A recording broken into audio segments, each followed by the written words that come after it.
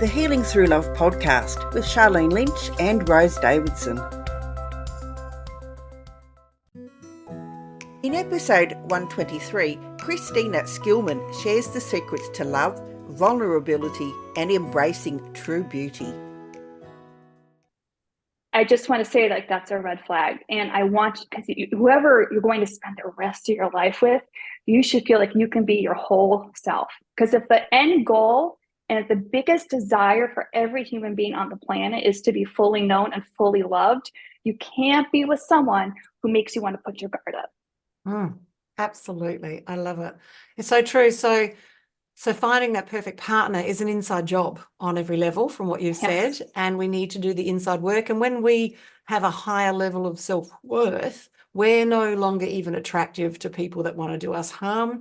They don't even see us. We're annoying to them on every level. That's right. So they leave us alone and we're no longer attractive. So it is all an inside job. It's and true. I love what you said about the red flags. We must be mindful of them. And this level of awareness is the beginning of the truth from what you've said. Yep. Welcome to another episode of Healing Through Love. Each week, we share ideas, experiences, and resources to increase the awareness of domestic and family violence and to empower survivors to grow and thrive.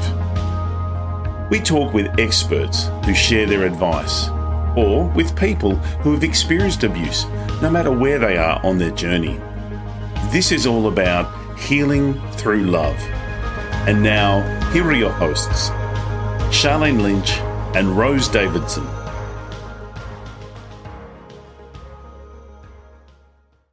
Hello and welcome to the Healing Through Love podcast, a space where stories of strength, resilience, and transformation unfold. I'm your host, Charlene Lynch, and I'm honoured to be your guide on this journey of empowerment and healing. Today, we have a very special episode tailored specifically to you, whether you're driving the car or sipping a cup of tea or simply taking a moment for yourself. I want you to know that you're in a safe place. Healing Through Love is more than a podcast. It's a community, a beacon of hope to remind you that you're not alone. In this episode, we have a guest who will share a story that resonates at the core of our mission, a story that illuminates the power of love, resilience, and unwavering strength that lies within each of us. So settle in, take a deep breath, and let the healing journey begin. But before we dive into the inspiring narrative today, just a quick reminder that if you find value in our episodes, consider supporting us by subscribing, sharing, and leaving a review.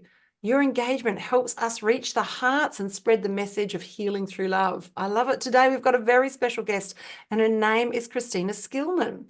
Now, she's an entrepreneur, a business owner, and an author, and she's living in Boston, Massachusetts. So the other side of the world. So it's evening for her and it's morning for us. Her own personal journey of being fully known and fully loved began with a very solid and public commitment in 2016 that culminated in meeting her now husband in 2017.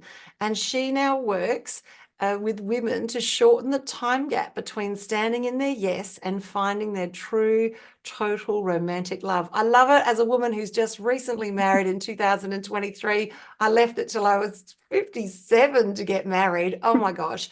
It was a long time between my hell yes and my, oh my God, my prince. So I love it. So Christina, tell us a little bit more about your story. So I would say I was a woman on a mission, and I loved being an entrepreneur. I ran my own business at a very successful video agency here in the Boston area. And I really thrived off of production. I thrived off of success. And of course, as being a human being, you want love. But I always kind of put that into someday, or just kind of hoping it would come to me. So I have to say, like, my life turned on a dime. It was actually the summer of 2014, and I met someone. I'm going to call him Tim just for the sake, not his real name. And this man just knew how to sweep me off my feet. I didn't know anything about narcissists. I didn't know anything about love bombing. I just fell for what he was selling, hook, line, and sinker. And he had the money and the toys to like get the job done. And I give him credit. He is very good at wooing women. And I just fell head over heels with this man. Year and a half later, lots of like heartbreak and pain. Obviously that relationship didn't work out. And I'm here to tell you right now, as sad and awful as that ending was, it was without a doubt the best thing that ever could have happened to me. It's the best thing that I met him, and it was the best thing that we did not work out. So if you are living with heartbreak today, I want to tell you what someone said to me. Your first love, in a lot of ways this man was my first love, is not your last love. There is still time. And until someone's putting nails in your coffin, it is not too late, and you haven't missed it. And I just remember, I used to come home at night, you know, and you have the success or you have the victory and the win, and you come home yet again to an empty apartment, right? You come home to the dishes in the sink that you have to clean, or the laundry that you have to do, because there's nobody there to help you do it. And sometimes the loneliness would just kind of crush me. And I would just almost sink to the floor in tears because it was just so overwhelming.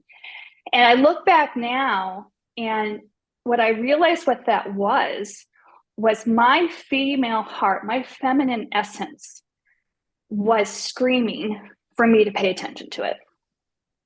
And for the first time in my life, I couldn't silence her with busyness. I couldn't silence her with success or achievement. She was going to have me pay attention to her, and I was going to have to focus on this area of my life, because once I had tasted love, and it was just a taste, it wasn't even the real thing, folks. I'm here to tell you that it was not the real thing.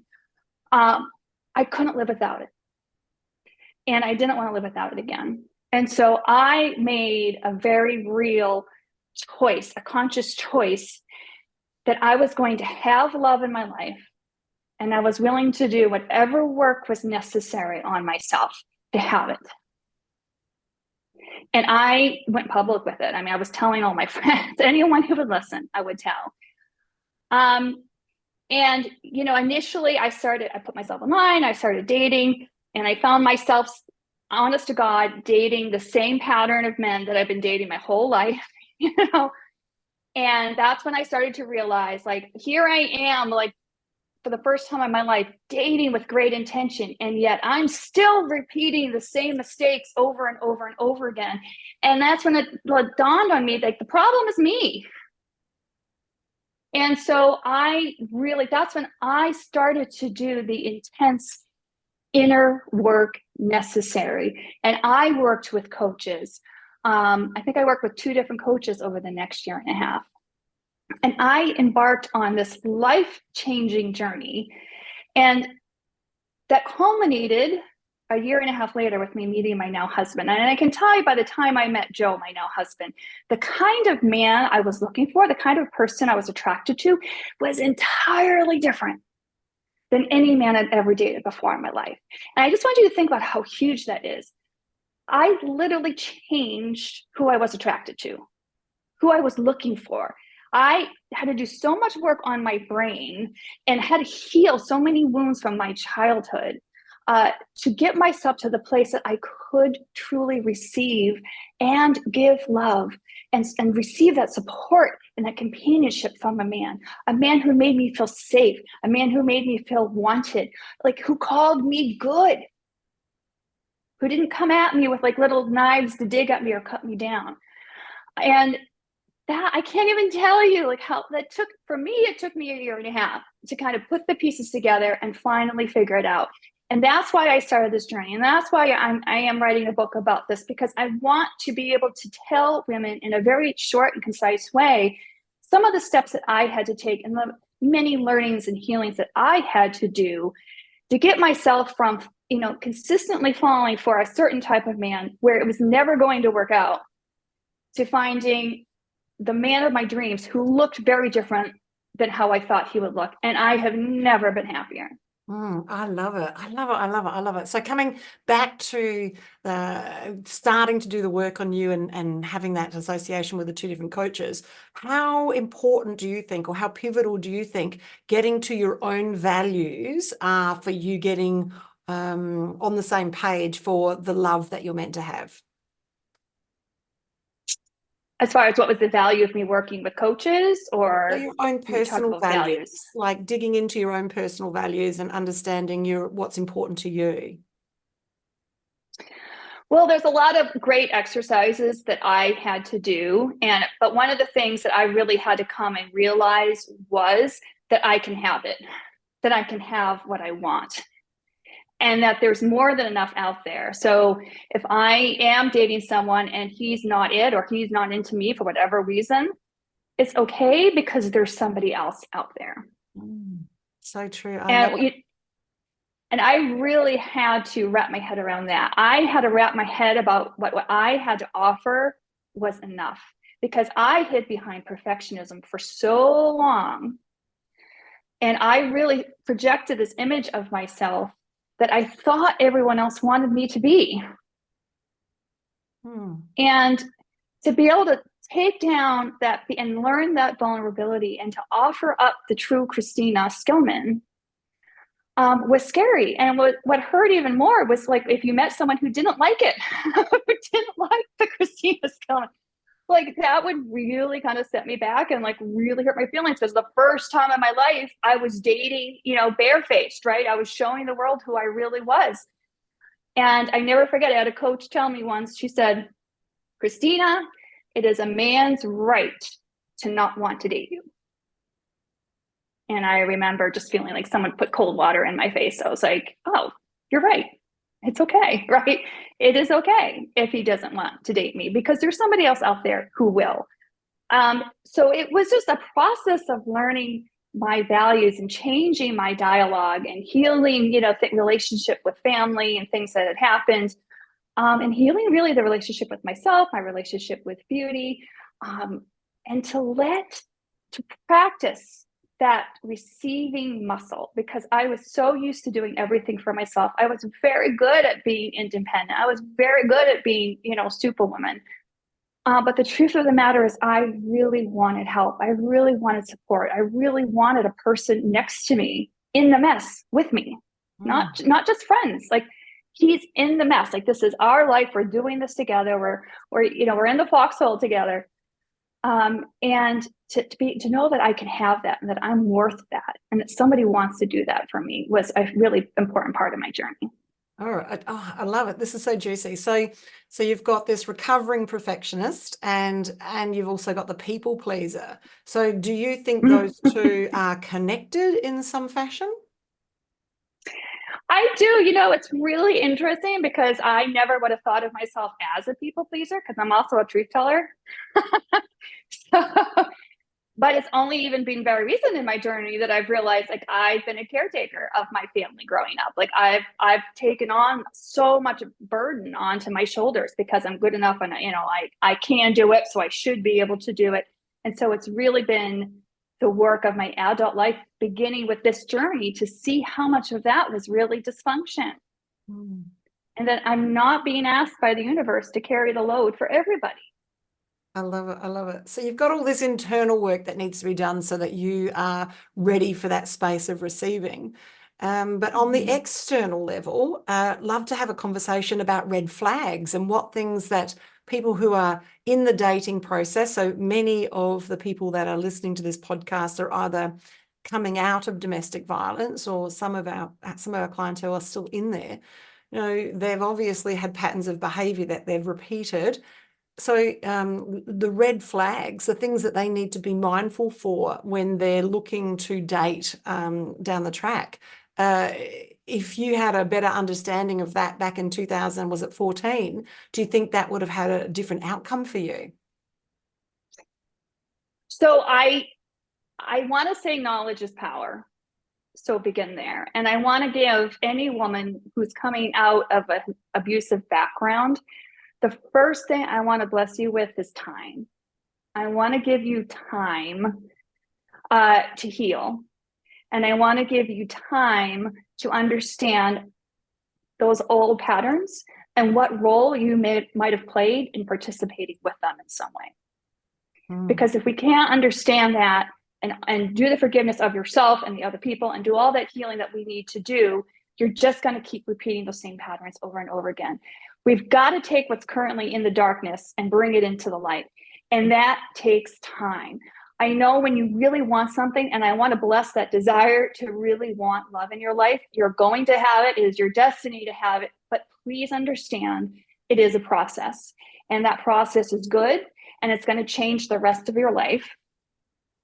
So the first red flag has to do more with us. Like, please don't feel that panic. You have time. There is no clock, Matt, that's going to run out and then you're going to lose the love of your life. He's coming. But whole, healthy people attract whole, healthy people. So let's get ourselves whole, healthy, and happy so that we can attract a like-minded person.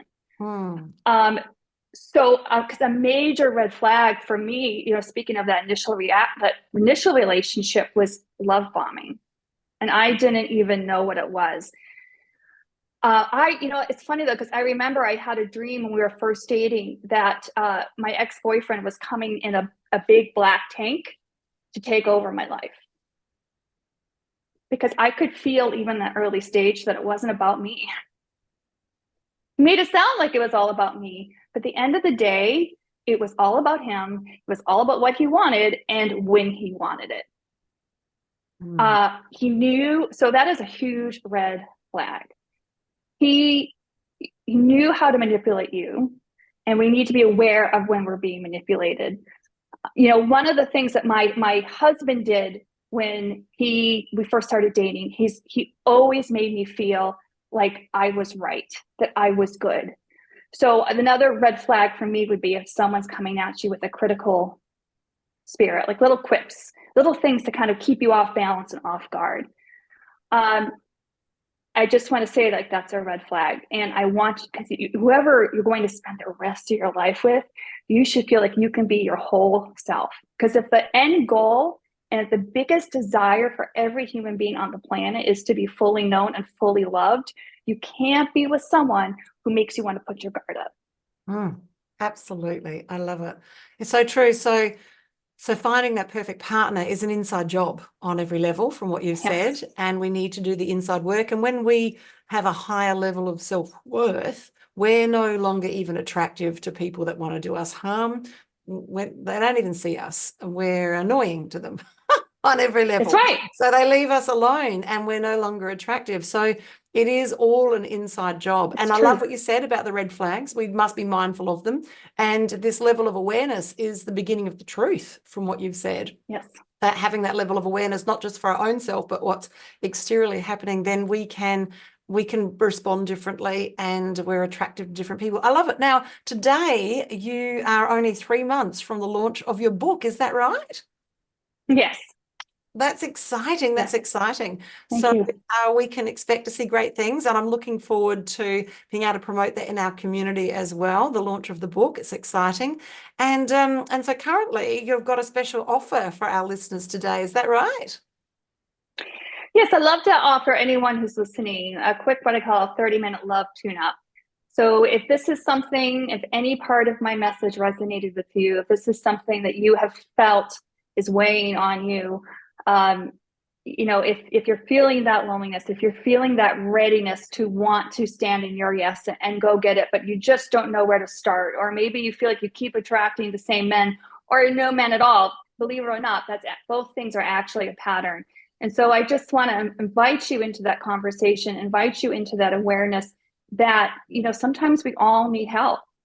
Having an outside perspective can be really huge, because our subconscious mind doesn't always know. It's looking for the same thing, right? And we have to, again, call what's currently operating in darkness into the light.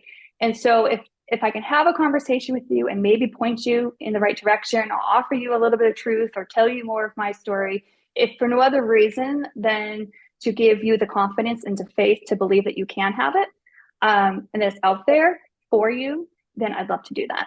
I love it. It is so true that it's about time. My husband that I've just recently married, we dated when I was 21. So that's 30, oh gosh, more than 30 years ago. So I'm 57 now. Actually, 58 as of last week. So there was a big gap. Congratulations.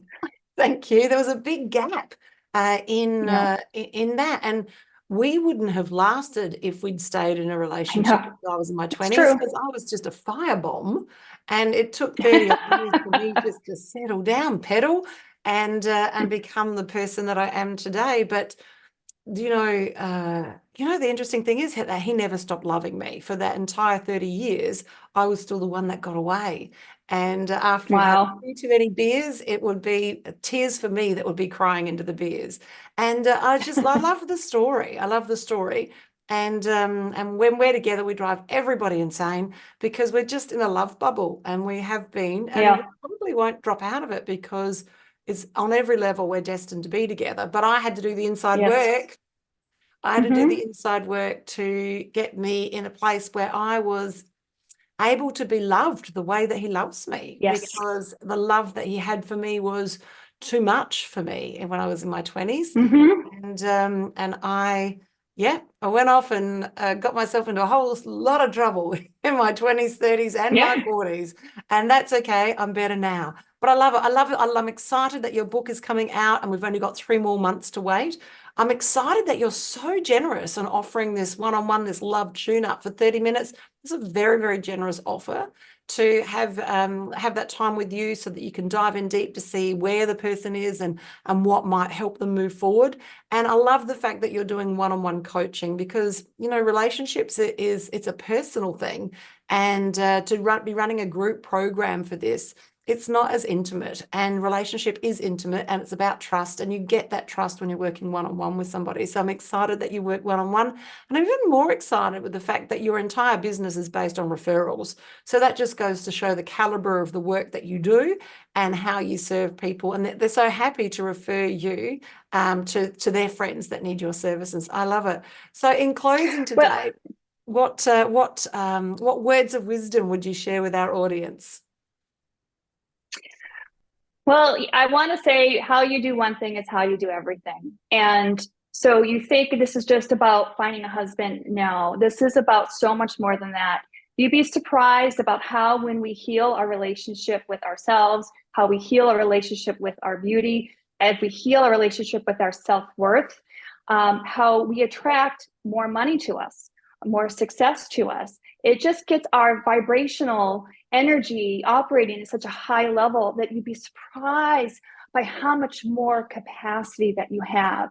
And if you're out there and you're feeling exhausted and you're feeling burned out, I just want to invite you into that moment of rest, to know that you can start to exercise your feminine spirit and it's powerful energy to start attracting those things that you want into your life, beautiful things that you can co-create, that it's possible for you, that you're worth it, and you can do it. Oh, I love that. You're speaking my language. I speak frequency, and it's all frequency, and high frequency is magnetic, and it attracts all sorts of delicious things. I love this. I love this. So the links to contact for the Love Tune Up are going to be in the show notes and also in the show description, and also how to contact Christina as well. It's been a privilege and a pleasure to have this conversation with you today. Now, if you're listening and you're a survivor, we have got Pamper Days. So think day spa on steroids coming up in your neighborhood. As of 2023, Healing Through Love has gone global. So we are now running these beautiful Pamper Days globally around the world. Reach out to us and we'll point you in the direction of one that's happening near you.